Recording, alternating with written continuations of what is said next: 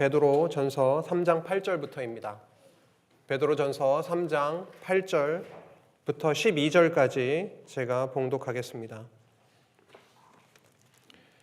마지막으로 말하노니 너희가 다 마음을 같이하여 동정하며 형제를 사랑하며 불쌍히 여기며 겸손하며 악을 악으로 욕을 욕으로 갚지 말고 도리어 복을 빌라. 이를 위하여 너희가 부르심을 받았으니 이는 복을 이어받게 하려 하심이라.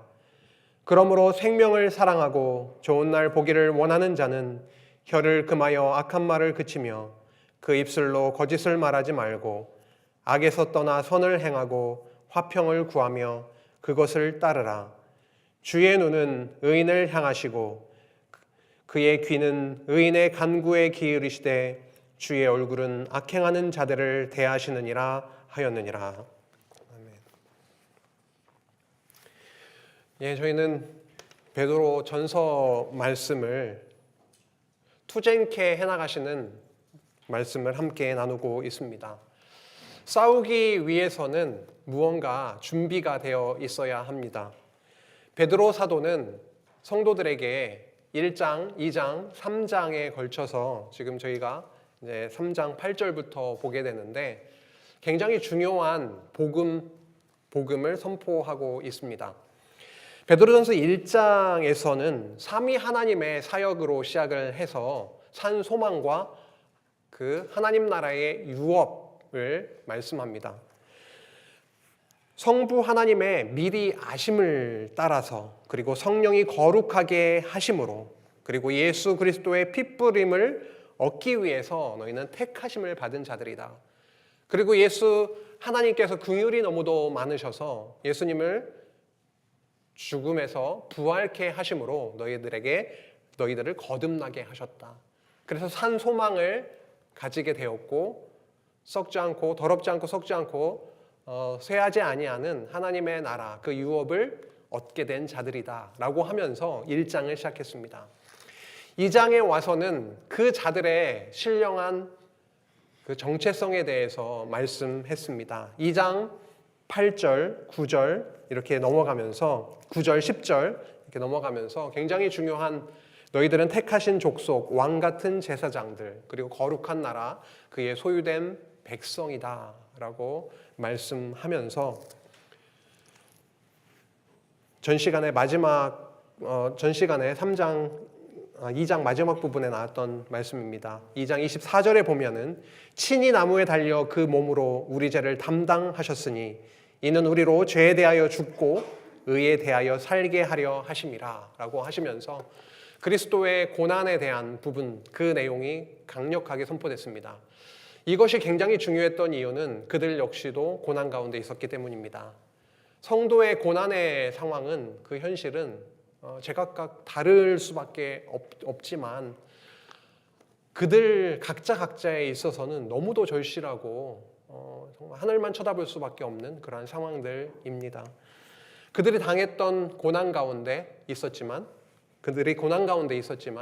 베드로 사도를 통해서 선포된 그리스도의 고난 그리고 너희들이 당하고 있는 그 고난이 굉장히 의미 있는 고난이다. 저 하늘 아버지께서 통치하시고 함께 하시고 아들을 통해서 보여주셨던 그 고난과 관계가 있으며 저 하늘 유업을 향해서 나아가는 그 과정이다 라고 하시면서 저 하늘 소망을, 저 산 소망을 향해서 나아가게 하셨습니다.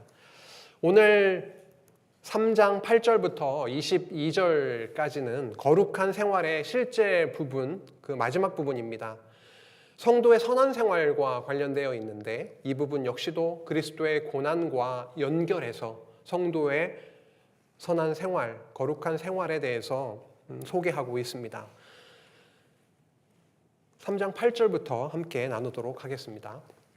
마지막으로 말하노니 이제 이것저것 여러 가지를 얘기하고 마지막으로 말하노니 이렇게 시작하고 있습니다. 너희가 다 마음을 같이하여 동정하며 형제를 사랑하며 불쌍히 여기며 겸손하며 이렇게 나열하고 있습니다. 굉장히 중요한 덕목들이죠. 그런데 가만히 들여다보면은 진정으로 동정하시고 정말 그들의 아픔을 가슴으로, 몸으로 체휼하시고 형제를 죽기까지 사랑하시고 참으로 눈물 흘리시면서까지 불쌍히 여기시고 욕을 욕으로 갚지 아니하시고 겸손함으로 죽음의 길까지 가셨던 바로 예수 그리스도께서 우리들에게, 택하신 백성에게 보여주셨던 모습입니다. 동정하며 형제를 사랑하며 불쌍히 여기며 겸손하며. 지금 성도들에게 너희들 이렇게 살아야 한다, 분명히 맞습니다. 그들이 나아가야 될 방향을 제시를 해주고 있습니다. 복음에 근거해서, 그리스도의 고난에 근거해서 그 은혜를 누린 너희는 이 방향으로 나아가는 것이 맞다, 분명히 제시하고 있죠. 그런데 저희가 자꾸만 또 잊어먹기 때문에 되뇌어야 할 부분은 뭐냐면 앞부분에 계속해서 복음, 진리, 그리스도의 고난, 승리, 부활, 산소망, 저 하늘의 유업, 그 부분을 계속해서 말씀하시면서 실제적인 삶을 터치해 왔습니다. 이제 마지막으로 내가 너희들에게 말하고자 한다. 너희가 다 같은 마음으로, 참 이게 굉장히 중요하죠. 하나님 앞에서 각자가 중요합니다. 근데 좀 이렇게 그룹으로, 교회로 이렇게 되면 성도 단 한 사람이 중요하지만 정말 그리스도의 몸된 성도들이기 때문에, 지체된 성도들이기 때문에 다 마음을 같이 하여, 이 부분이 굉장히 중요하죠. 베드로도 이 단어를 쓰고 있는 겁니다. 너희들 다 함께 마음을 같이 하여 동정하며 형제를 사랑하며 불쌍히 여기며 겸손하며 악을 악으로, 욕을 욕으로 갚지 말고 도리어 복을 빌라. 이방 사람들은, 그 당시의 이방 사람들의 모습은 악은 악으로 갚는 겁니다. 욕은 욕으로 갚는 겁니다. 이에는 이, 눈에는 눈. 그런데 베드로는 성도들에게, 그 어려움 가운데 있는 성도들에게 이방인들로부터 많은 핍박을 받고 있고 조금 있으면 불같은 시험이 다가올 그들 앞에 너희들은 악을 악으로, 욕을 욕으로 갚지 말라, 이렇게 말씀하고 있습니다. 이게 가능한 이유가 그들은 특별해서가 아니라 너무도 은혜를 많이 받은 자들이기 때문에, 고난 가운데 있지만 그 고난이 너무도 유익한, 복음을 깨닫는, 하늘 소망을 더 가지게 하는 그 은혜로다, 아름답다, 의를 위해 받는 고난, 선한 생활 가운데 받게 되는 성도의 고난, 그 고난은 너무도 은혜롭고 아름다운 것이기 때문에 너희가 그 과정에서 악을 악으로, 욕을 욕으로 갚지 않길 원한다, 이렇게 말씀하고 있는 것입니다. 이 말씀이 지금 뒤에서 나오는 내용들과 연결되거든요. 기억해 주시면 좋겠습니다. 도리어 복을 빌라. 이를 위하여 너희가 부르심을 받았으니 이는 복을 이어받게 하려 하심이라. 본도 갑바도기아, 갈라디아, 그리고 아시아 비두니아에 있는 그 나그네 된 성도들에게 있어서 베드로가 전하고 싶은 내용이 너무도 많지만 그 내용 중에서 너희는 하나님께서 특별하게 택하시고 왕같은 제사장으로 삼은 자들이다, 이미 말씀하셨고 3장에 넘어와서 또 말씀하시는 것입니다.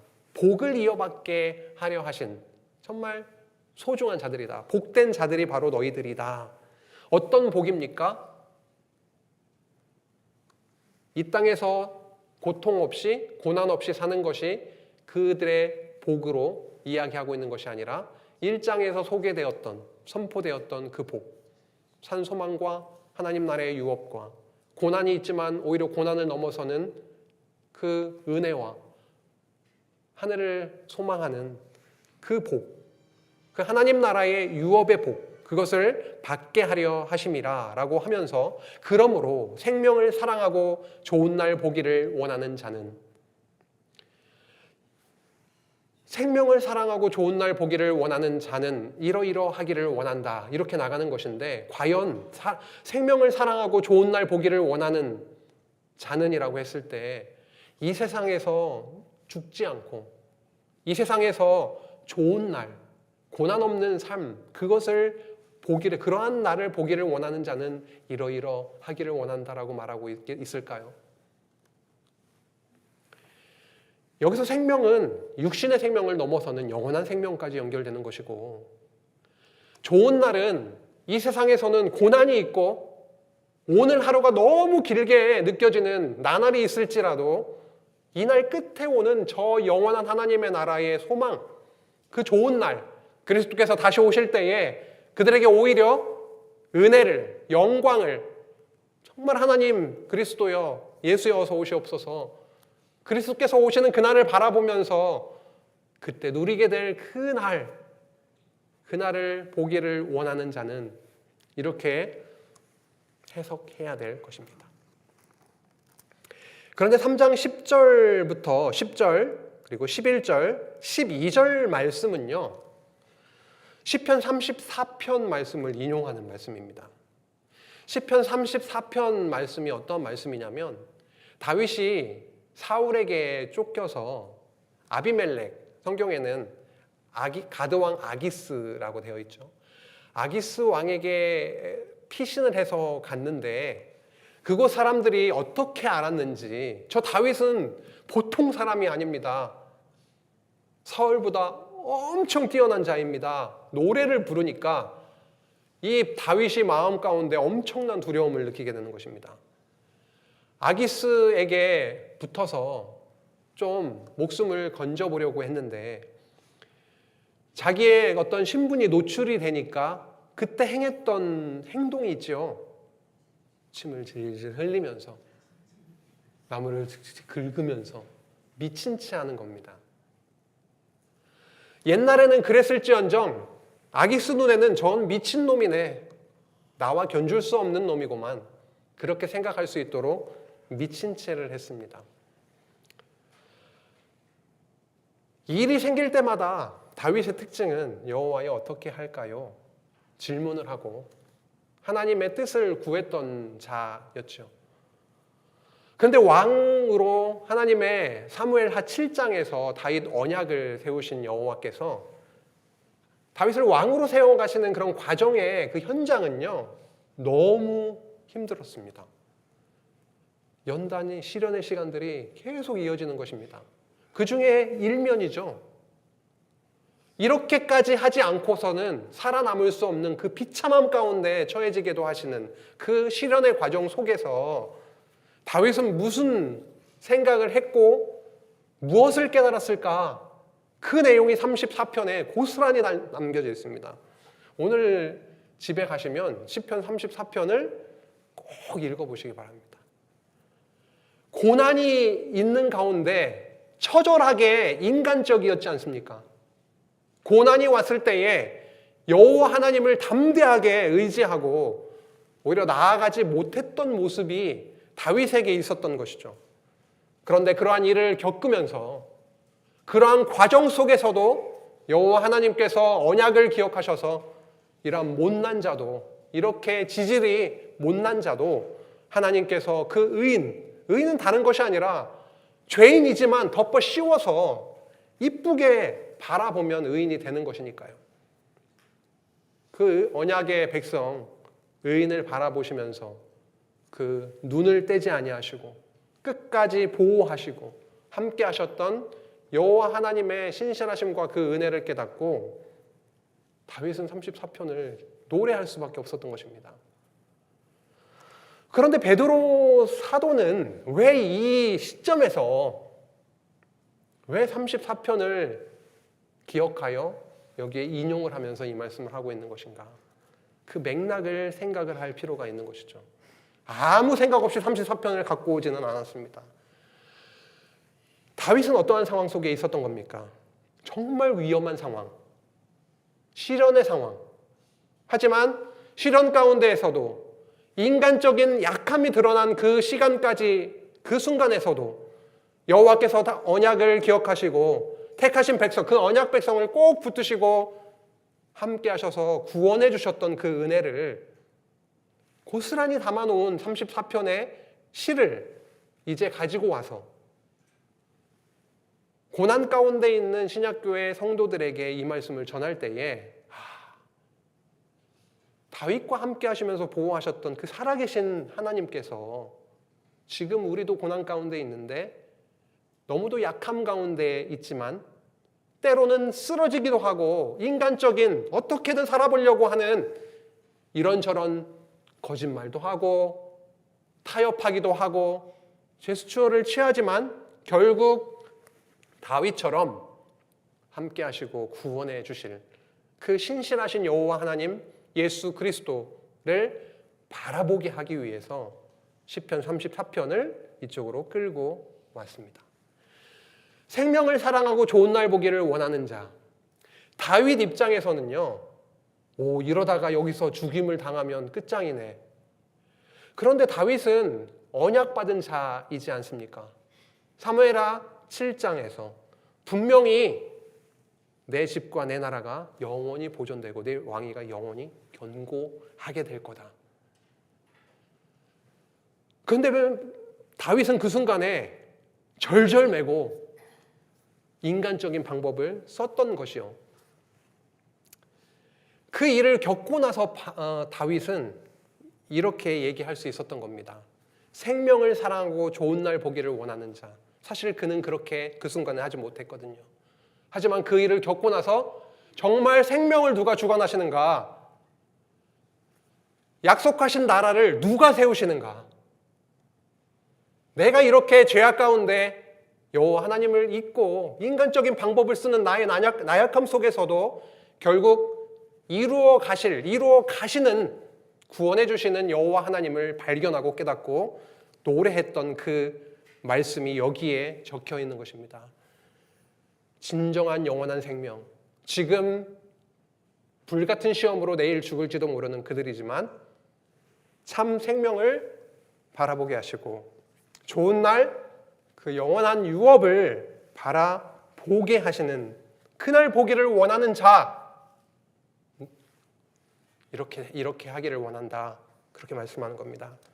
혀를 금하여 악한 말을 그치며 그 입술로 거짓을 말하지 말고 하나님을 잊으면 자꾸만 인간적인 생각이 돌아가면서 방법을 취하려고 하죠. 이렇게 하면 될 것 같은데 혀를 놀리기 시작하는 겁니다. 하지만 여호와 하나님을 온전히 의지하고 하나님의 살아계심, 신실하심을 저희들이 깨닫고 그것을 잊지 않게 되면 우리의 혀가 굳어버리는 거죠. 입술로 거짓을 말하지 않게 되는 것입니다.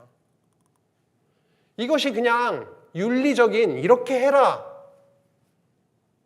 너희들이 생명을 사랑하고 좋은 날 보기를 원한다면 이렇게 해라. 단순히 그런 말이 아니다라고 하는 거죠. 악에서 떠나 선을 행하고 화평을 구하며 그것을 따르라.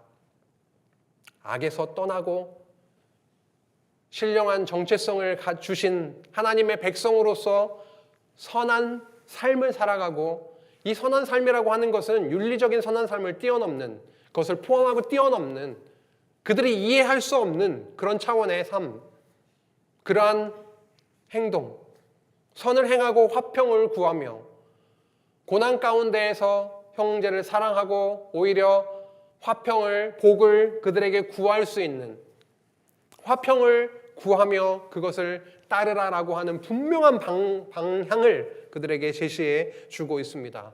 왜 이게 가능한 것인가? 시편 34편을 부르게 하신 여호와 하나님.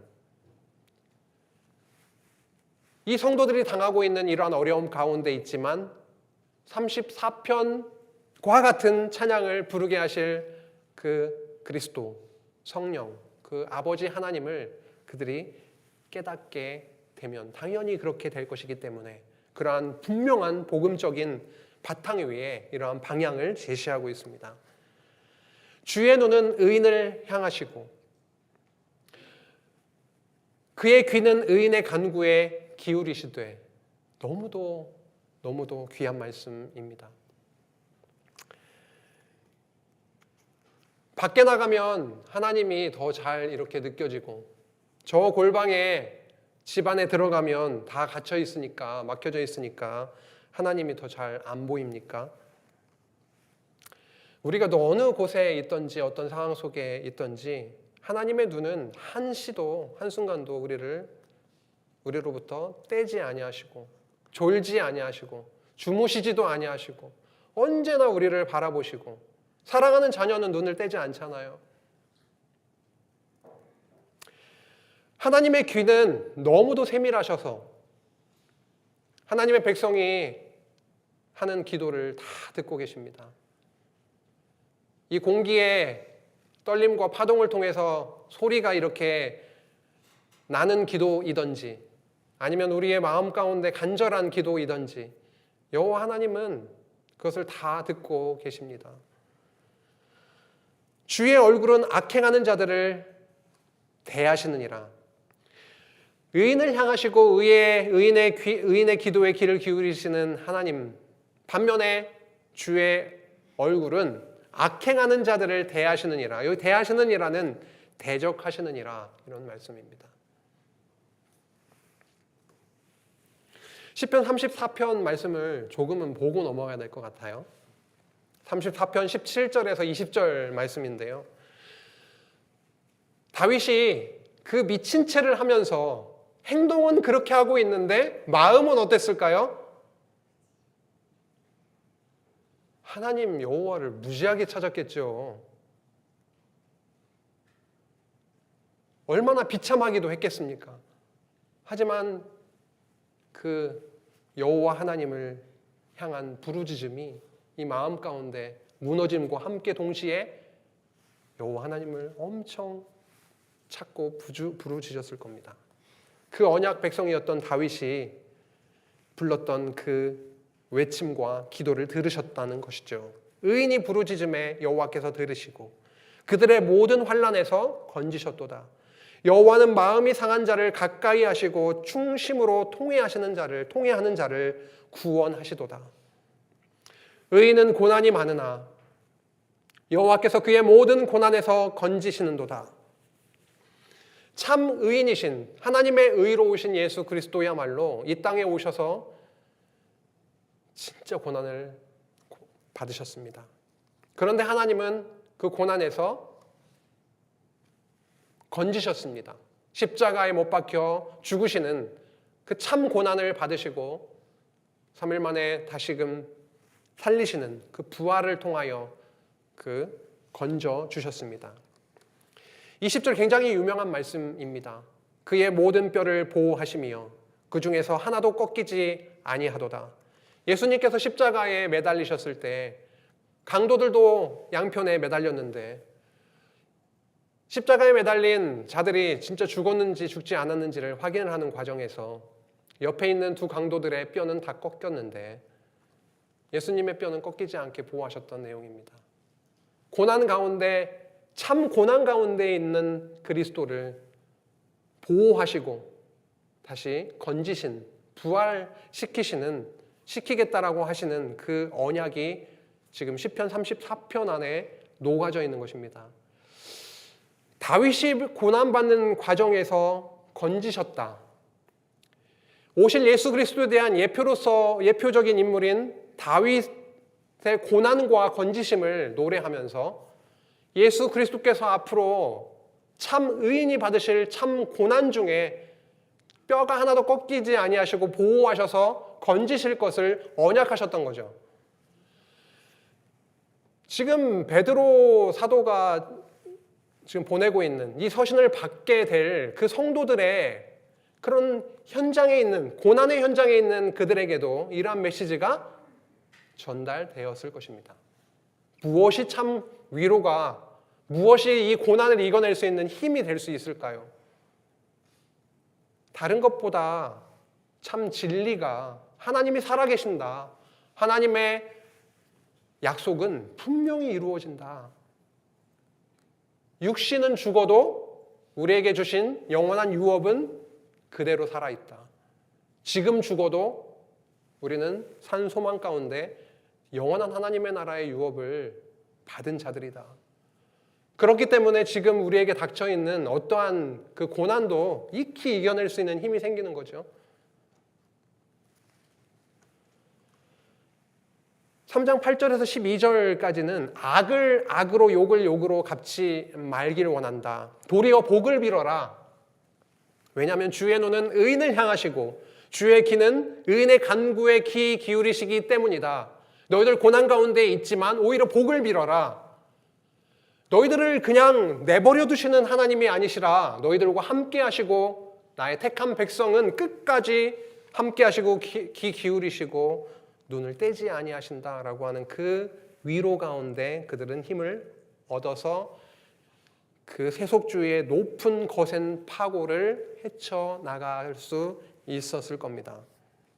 그리스도의 십자가 사건을 통하여 이것은 이루어졌고 이것이 지금 살아가고 있는 이 시대를 살아가고 있는 우리 현대 성도들에게 있어서도 동일한 능력의 말씀이고 위로의 말씀입니다. 또 너희가 열심으로 선을 행하면 누가 너희를 해하리요.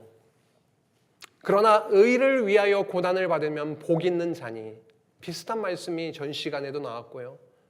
그리스도를 통해서 보여주신 그 고난, 그리고 이 땅에서 살아가고 있는 성도들이 의를 위하여 받는 고난, 그리스도인이다라고 하는 그 이유만으로 받게 되는 그 서러움과 핍박과 억울한 그런 고난, 그런 고난을 받으면은 그 자는 어떤 자라고요?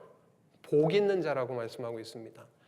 복 있는 자는 베드로 전서의 맥락으로 우리가 좀 설명하자면 1장부터 나오는 그런 겁니다. 산소망과 하나님 나라의 유업. 고난 가운데 있지만 고난을 넘어서는 하나님의 그런 영광 그리고 은혜. 그런 것입니다. 아무나 고난받는 게 아닌 겁니다. 아무나 의미 있는 고난을 받는 것이 아닙니다. 하나님이 저희들에게 삶 속에서 고난을 주셨다면 고난을 잘 받으시면 좋겠습니다. 의미 없이 이러한 시간 언제 지나가나 투덜투덜 짜증 속에 그렇게 하루하루 지나가는 것이 아니라 정말 이 고난이 베드로 전서에서 말씀하고 있는 것처럼 그리스도께서 받으신 고난과 무관하지 아니하며 우리가 의를 위하여 받는 고난이다라고 한다면 더더욱 그리스도의 고난에 동참하는 그 영광을 누리고 있는 순간이구나. 하나님의 주신 그 은혜를 이 영광된 고난을 통하여 누리게 된 복된 자들이구나 라고 하는 것을 저희가 깨닫게 될 때 하루하루 고난 가운데 있어도 그냥 지날 수 있는 그런 하루가 될 겁니다. 그들이 두려워하는 것을 두려워하지 말며 근심하지 말고, 새 번역 성경은 그들의 위협을 무서워하지 말며 흔들리지 마십시오 이렇게 번역을 하고 있습니다. 그들이 무언가 두려워하고 있는데 그 두려움을 두려워하지 말라 이런 의미라기보다는 그들이 위협을 가하고 너희들을 그렇게 무섭게 위협을 가할지라도 핍박과 그러한 불같은 시험이 너희들에게 다가올지라도 그것을 무서워하지 말고 그것 때문에 흔들리지 않기를 바란다 이렇게 말씀하면서 너희 마음에 어떻게 흔들리지 않을 수가 있겠습니까? 그 두려움 가운데 칼을 들고 너 예수 믿으면 죽고 부인하면 산다 이렇게 하는 그 앞에 누가 나는 예수가 그리스도이심을 믿습니다. 누가 그렇게 쉽게 할 수가 있겠습니까? 그런데 15절에 이렇게 말씀합니다. 너희 마음에 그리스도를 주로 삼아 거룩하게 하고, 주로 삼아서 너희가 거룩해라 이런 상황이 아니라 너희 마음에 그리스도를 주로 삼아 거룩하게 하고가 거룩하게 그 주를 모시고 섬기고 이런 의미입니다. 그리스도가 우리의 마음의 주가 되실 때 우리는 담대하게 되고 그 고난 가운데 흔들리지 않게 됩니다. 너희 마음에 그리스도로 그리스도를 주로 삼아 그를 섬기고 모시고 너희 속에 있는 소망에 관한 이유를 묻는 자에게는 대답할 것을 항상 준비하되 온유와 두려움으로 하고. 저희들에게도 굉장히 중요한 부분이네요. 당신은 무엇 때문에 그렇게 소망 가운데 살아갈 수가 있습니까? 내가 생각하고 살아가고 있는 삶의 스타일과 생각과는 너무 다른 생각과 모습으로 살고 있는데 당신은 무엇 때문에 그렇게 그런 삶을 살고 있습니까? 무엇 때문에 그렇게 여유가 넘칩니까? 무엇 때문에 얼굴이 그렇게 환합니까? 복음을 전할 절호의 기회 드린 거죠. 소망에 관한 이유를 분명히 우리 안에 잘 정돈하고 잘 정리해서 그러한 기회를 주셨을 때 바로 이것 때문에 그렇습니다. 오늘부터 준비를 좀 하셔야 되겠네요. 그렇죠? 저희가 이제 베드로전서 말씀을 안 봤으면 모를까. 이렇게 귀한 복음과 이 은혜와 이것들을 내가 왜 소망 가운데 이 세상에서 이 상황 가운데에서도 살아가게 되는 거지? 그것을 잘 정돈해서 가깝게는 남편에게, 아내에게, 자녀에게, 조금 멀게는 직장의 동료에게, 그리고 해외에 있는 이 복음을 기다리고 있는 잠재적인 성도들에게, 물론 선택받았으면 성도가 될 텐데 그런 것입니다. 소망에 관한 이유를 묻는 자에게는 대답할 것을 항상 준비하되 온유와 두려움으로 하고. 그 당시에 있었던 성도들에게 있어서도 마찬가지였던 거죠. 분명히 다른 삶을 살아가게 되었을 거거든요. 이 복음을 마음 가운데 담게 되었을 때 욕을 욕으로 갚고 욕을 욕으로 갚을 수밖에 없는 상황인데 그렇지 않게 되는 그들의 모습을 보고 무슨 소망으로 그렇게 살아가고 있느냐라고 했을 때에 대답할 것을 항상 준비하라라고까지 베드로는 말씀합니다. 선한 양심을 가지라. 이는 그리스도 안에 있는 너희의 선행을 욕하는 자들, 이방인들, 전혀 이해하지 못하는 복음의 복자도 알지 못하는 너희의 선행을 욕하는 자들로 그 비방하는 일에 부끄러움을 당하게 하려 함이라. 선한 양심을 가지라. 이 선한 양심의 근거는 어디에 나왔습니까? 15절에 나와 있습니다. 어떻게 우리의 양심이 선해집니까? 우리 마음 가운데 그리스도가 주가 되실 때 우리의 마음은 달라지는 거죠. 구약에서 언약하셨던 새 영을 우리의 마음에 보내주실 때 새 마음으로 바뀌게 되죠. 우리의 마음은 원래 그렇게 깨끗하고 선한 자가 아니었는데 복음을 듣고 깨닫고 은혜를 누리게 되면서 선한 마음, 선한 양심으로 하나님께서 바꾸어 주시지요. 선한 양심을 가지라. 이는 그리스도 안에 있는 너희의 선행을 욕하는 자들로 그 비방하는 일에 부끄러움을 당하게 하려 함이라. 선을 행함으로 고난 받는 것이 하나님의 뜻일진데 악을 행함으로 고난 받는 것보다 나으니라. 베드로전서 3장 13절에서 17절을 요약하면 의를 위하여 고난을 받으면 그는 복 있는 자다. 그러니 두려워하지 말라. 그리고 선한 양심을 가짐으로써 어떻게 하실 것이냐면 그 선행을 욕하는 자들로 하여금 부끄러움을 당하게 할 것이다. 그래서 그들로 하여금 고난 가운데 그 고난을 오히려 복 있는 자이구나라고 하게 깨닫게 해가시고 선한 양심을 가짐으로 살아가게 하시는 그러한 내용이 나왔고요. 18절에 넘어가면서 복음의 내용을 다시 한번 확인시켜 주십니다. 그러한 삶이 어떻게 가능해지느냐? 그리스도께서도 단번에 죄를 위하여 죽으셨다. 단번에 죄를 위하여 죽으사 의인으로서 불의한 자를 대신하셨으니 이는 왜냐하면 우리를 하나님 앞으로 인도하려 하심이라. 어느 누구가 하나님 앞으로 자기 발로 걸어서 자기의 결단으로 인간적인 이성으로 나올 수 있겠습니까? 전혀 불가능한 일이 우리들에게도 일어났고 이 시대의 성도들에게도 일어났고 하나님이 택하신 자들을 향해서 너무도 긍휼이 많이 있으시기 때문에 그리스도의 십자가 사건을 통하여 그 복음의 내용을 통하여 1장 끝부분에 보면 영원한 말씀, 그렇죠? 영원한 말씀의 씨를 누군가를 통해서 뿌리게 하셔서 결국은 하나님의 백성으로 나오게 하시는, 하나님 앞으로 인도하시는 역사가 일어났던 것입니다. 그런데 그리스도께서도 단번에 죄를 위하여 죽으사 의인으로서 불의한 자를 대신하셨다라고 하는 그 말씀을 다시 한번 확증해 주면서 이는 우리를 하나님 앞으로 인도하려 하심이라. 육체로는 죽임을 당하시고 영으로는 살리심을 받으신 분이시다. 히브리서 9장 12절 14절에 보면 이 말씀, 오늘 말씀과 잘 연결되는 내용이 나오고 있습니다. 그리스도의 피, 단번에 죄를 위하여 죽으심으로 흘리셨던 그 피는 염소와 송아지, 구약시대 때 양과 염소를 잡아서 그 피 흘려서 드렸던 그 피, 염소와 송아지의 피로 하지 아니하시고 오직 자기의 피로 영원한 속죄를 이루사 단번에 성소에 들어가셨느니라. 하물며 영원하신 성령으로 말미암아 흠없는 자기를 하나님께 드린 그리스도의 피가 어찌 너희 양심을 죽은 행실에서 깨끗하게 하고 살아계신 하나님을 섬기게 하지 못하겠느냐. 오늘 베드로 전서의 말씀에 계속 선포되고 있는 명령형의 그 말씀, 삶의 방향을 분명히 제시해 주시고 있는 그 말씀이 어떻게 가능해집니까?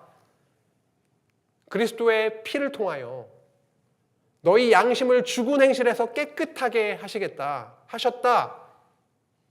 그래서 살아계신 하나님을 섬기게 하지 못하겠느냐? 섬기게 하신다. 그리스도의 피에 그리스도 십자가의 은혜를 제대로 깊게 깨닫게 되면 그 마음이 선한 양심으로, 양심도 선한 양심으로, 마음도 완전히 변화를 받아서 죽은 행실에서 깨끗하게 하고 그리고 살아계신 하나님을 섬기게 된다라고 히브리서는 말씀하고 있습니다. 그리스도께서 죽으시고 부활하셨는데, 단번에 죽으시고 부활하셨는데, 그가 또한 그 과정에서 그가 또한 영으로 가서 옥에 있는 영들에게 선포하시니라. 그들은 전에 노아의 날 방주를 준비할 동안 하나님이 오래 참고 기다리실 때에 복종하지 아니하던 자들이라. 방주에서 물로 말미암아 구원을 얻은 자가 몇 명뿐이니 겨우 8명이라. 물은 예수 그리스도께서 부활하심으로 말미암아 이제 너희를 구원하는 표니 곧 세례라. 노아 시대 때 죄인들을 그렇게 쓸어버리셨던, 그리고 8명만 하나님께서 구원하셨던 그 일을 말하면서, 그 물에 대한 사건, 물 심판 사건을 말하면서 그것은 세례였다 라고 말씀하고 있습니다. 이는 육체의 더러운 것을 제하여 버림이 아니요 하나님을 향한 선한 양심의 간군이라. 그 세례 사건이라고 하는 것은 이스라엘 백성들이 얼마나 죄악되었습니까? 그래서 모두 다 멸절당에 마땅했던 그들이었지만 하나님께서 노아를 의롭게 보셔서 은혜를 베푸셔서 그를 구원해 주셨습니다. 그 사건, 세례 사건, 모두 다 죽어 마땅하지만 구원하셨던 그 사건을 말씀하고 있습니다. 그런데 그 사건은 육체의 더러움을 씻겨내는 그런 정도가 아니라 하나님을 향한 선한 양심의 간구이다라고 말씀하고 있습니다. 그 마음을 변화시키시는 하나님, 성령 하나님, 그 놀라운 일을 통해서 육신의 더러운 것을 씻겨내는 그러한 세례가 아니라 우리의 마음의 깨끗함, 완전히 청결케 하시고 하나님을 바라보게 하시는, 이 세상의 생각하고는 전혀 다른 생각을 하고 하나님께서 인도하시는 방향 따라 살아가는 의를 위해서 고난받고 선한 행실을 통해서 오히려 고난받는 그들의 간구, 여호와 하나님 예수 그리스도 성령 하나님의 인도하심과 그 뜻을 바라보는 것을, 그 간구를 말하고 있습니다. 그는 하늘에 오르사 예수님께서 죽으시고 부활하시고 이제 하늘로 승천하사 하나님 우편에 계시니 천사들과 권세들과 능력들이 그에게 복종하느니라. 하나님 우편 보좌에 앉으셔서 지금도 함께 하시고 통치하시는 능력의 예수 그리스도, 그분이 너희들과 함께하고 있다라고 하는 너희들의 간구, 선한 양심의 그 마음의 간구를 들으시는, 의인의 기도에 귀 기울이시는 그 살아계신 하나님을 기억하기를 바란다. 그 예수 그리스도를 기억하기를 바란다. 고난받았지만 부활하셨고 능력 많으신 하나님의 우편에 앉으셔서 지금도 천사들과 권세들과 능력들이 그에게 복종하고 있는 그 그리스도만을 바라보고 너희들 고난 가운데에서도 위로 가운데, 힘 가운데, 은혜 가운데 나아가기를 원한다. 로마의 핍박 가운데 너희들 있지만 그 핍박 속에서도 이 복음의 능력으로 헤쳐나가기를 원한다. 이렇게 말씀했던 것입니다. 의인이신 그리스도께서 단번에 죄를 위해서 죽으셨습니다. 우리를 하나님 앞으로 인도하셨고 부활 승천하신 후에 하나님의 우편에 앉으셔서 천사와 권세와 능력들을 통치하고 계시다라고 하는 말씀으로 3장이 끝맺혀졌습니다. 오늘 두 번째 시간 3장 8절에서 22절까지 거룩한 생활의 성도들의 거룩한 생활의 실제에 대해서 함께 나누었는데요. 나눠놓고 나니까 이렇게 살아야 되겠구나, 참 이거 이렇게 살아야지, 이런 마음도 말씀 안에 교훈을 받고 우리의 삶의 방향이 설정이 되는 것도 맞지만 그 삶을 이끌어 가시고 그 삶의 트리거가 되는 정말 그 동력이 무엇인가라고 하는 것에 대해서 더 깨닫게 됩니다. 그 은혜와 복음의 능력이 우리를 사로잡고 우리의 현실 고난을 뛰어넘는 저 영원한 유업을 바라보고 산 소망 가운데 하루하루를 살아가게 하셨던, 이 시대에도 살아가게 하셨던 그 그리스도께서, 그리스도의 영 성령께서 우리들과도 지금 함께 하셔서 지금도 오늘도 내일도 살아가게 하실 줄 믿습니다. 함께 기도하시겠습니다. 하나님 아버지 감사합니다. 우리는 너무도 연약합니다. 다윗이 자신의 미친 것처럼 그렇게 인간적인 모습이 드러났던 것처럼 우리의 삶 가운데 우리는 너무도 연약하고 하나님의 살아계심과 그리스도의 십자가의 은혜와 능력을 잊고 인간적인 모습으로 죄악 가운데 살아갈 때가 많이 있습니다. 하나님, 우리의 마음을 변화시켜 주시고 예수 그리스도께 더 집중하게 하시고 하나님의 은혜를, 하나님의 능력을, 저 하늘 소망을, 저 유업을 바라보며 택하신 족속 왕 같은 제사장으로 이 땅에 하나님의 멋진 자녀로 때로는 쓰러지지만 아주 쓰러지지 아니하고 의인의 기도에 귀를 기울이시는 살아계신 하나님을 바라보고 넉넉히 굳건하게 세워지고 하루하루 나아갈 수 있도록 주님께서 언제나 함께 하시고 인도하여 주시옵소서. 이 시간 함께 하신 하나님, 이 말씀을 담아주신 하나님, 우리의 삶 가운데 세속주의 높은 파고 속에서도 하나님의 능력으로 넉넉히 헤쳐나가는 하나님의 능력의 영광이 선포되기를 간절히 바라오며 예수 그리스도의 이름으로 기도하옵나이다. 아멘.